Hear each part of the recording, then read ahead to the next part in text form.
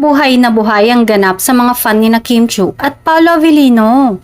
Grabe nga ang kilig nila sa mga ayuda ng mga photo at video ni MJ Felipe sa kanila. Nasa Los Angeles nga si MJ at bongga ang ginagawa niyang pagtutok sa Kim Pao para pagbigyan ng hiling ang mga fan sa iba't ibang panig ng mundo.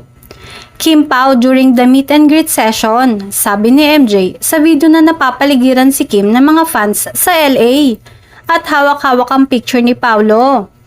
Todo nga ang pasasalamat ng mga netizens kay MJ. Nahihiya pa si Kim pero ramdam ang kilig. Ang cute ni Kim, holding the picture of Paolo. Si Casey Tandingan super tukso kay Kim kaya lalong kilig si Kim. Say pa, ang bongga ng hashtag na Kim Pao na talaga.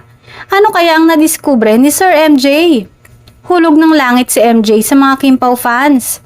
Salamat Sir MJ, sa'yo lang talaga kami aasa ng ayuda.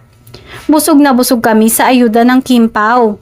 Sayang lang wala si Paolo, hindi kasama sa show. Ang tapang ni Kim, hawak na ang picture ni Paolo.